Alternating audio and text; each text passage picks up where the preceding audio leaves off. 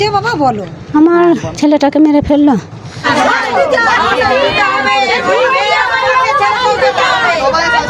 তুলে নিয়ে এসে মুখে জল ফল দিয়েছি, তোমার নাম্বারটা পেলাম, তোমাকে ফোন করি।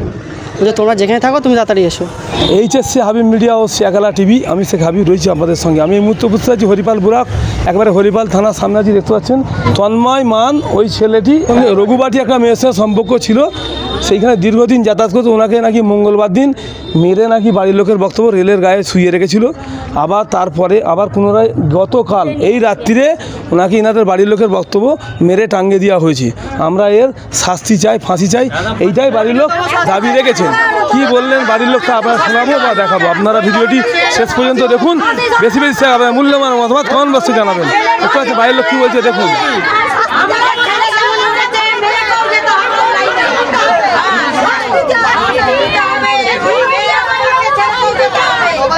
তাকে মেরে ফেললো বাবা বলো। আমার ছেলেটাকে মেরে ফেললো। ও মেয়েটা ডেকে নিয়ে গিয়ে নাকি ছেলেটা নাকি সুসাইড করেছে নিজে। না, ও মেয়েটা মার্ডার করেছে।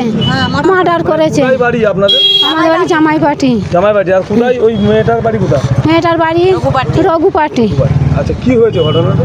ঘটনাটা বললো আমার ছেলেকে মেয়েটা ডেকেছে মঙ্গলবারে পুজো দেখতে গিয়ে, বলেছে পুজো দেখতে আয় এইখানে।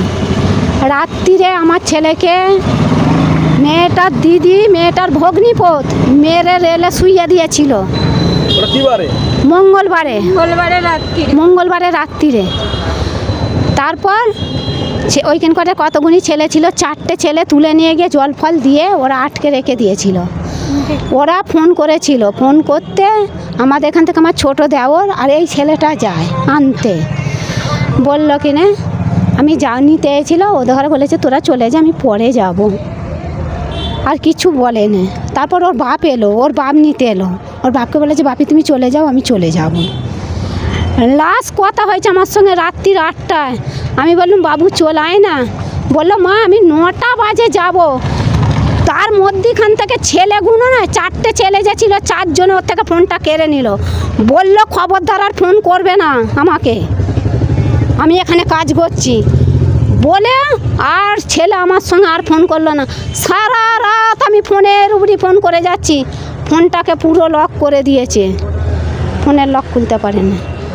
আমার ছেলেকে যে মেরেছে ওই মেয়েটাকে আমি মারবো, মেয়ের আমার ছেলের পাশে ওকে শুবাবো। আমার বিচার চাই। হ্যাঁ, আমার ছেলের নাম তন্ময়, মেয়েটার নাম সায়ন্তিকা ধারা।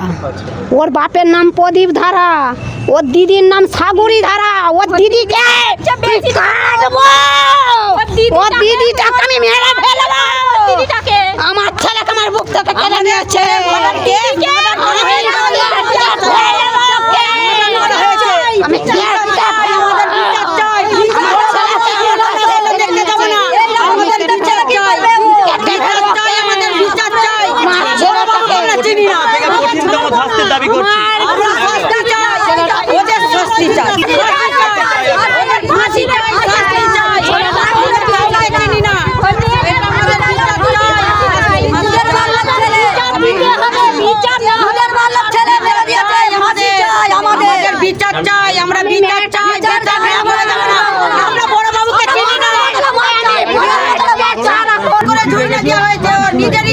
আমি শুনেছি আমাকে যখন ফোন করলো,